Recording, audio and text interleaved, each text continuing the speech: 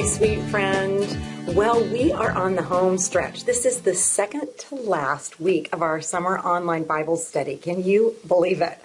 A few of you have emailed me and said you're a little behind on your reading.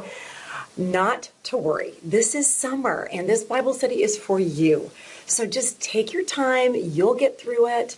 You have all the emails that have been sent to you every Monday, along with the shortened Bible study that's there on the email. And so just take your time and you can get through it. What I do want to tell you, though, is that this week we're going to be talking about chapter 9 and chapter 10.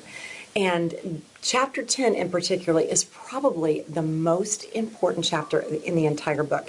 In fact, if I had you sitting right in front of me, I would make you make me a promise. I would make you promise that if you only read one chapter in this book, that it would be chapter 10. It's that important because chapter 10 really puts it all together. Everything that we've learned so far, everything that you've read so far, it culminates in chapter 10 because chapter 10 talks about how you really can be sure that you are in a relationship with God. And there's no more important question in the entire world to answer.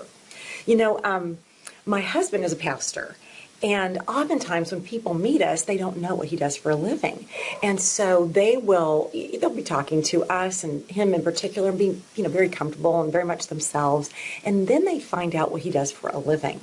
Well, it's hilarious what happens when people find out that my husband is a pastor, because typically you can see their facial expression and you know what's going on in their mind. They're thinking, oh my gosh, did I use profanity? Did I tell an off-color joke? I mean, what did I say? And then they'll kind of stand up a little bit straighter and they'll become a little bit more formal.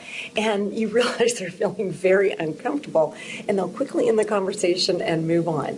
Well, we just find this hilarious. Number one, because my husband is completely down to earth. But number two, because my husband was not raised in any kind of Christian or even religious home at all. They didn't go to church even on Christmas or Easter. So my husband's very used to this whole, people that have no spiritual background. And in fact, what propelled him to even begin to consider that Christianity might be true was something that happened to him when he was 16 years old.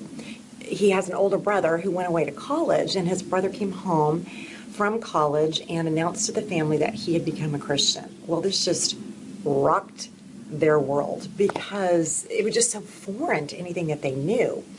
Well, once his brother had gone back, JP found himself kind of foraging through his brother's room and found his journal. Well, curiosity got the best of him, and so he opened the journal and he started scanning the pages. And as he was scanning the page, he noticed his name. So he paused and he began reading. And what he realized is that his brother had been praying for him. He'd been praying that he would understand how important it is to know God and how he could know God.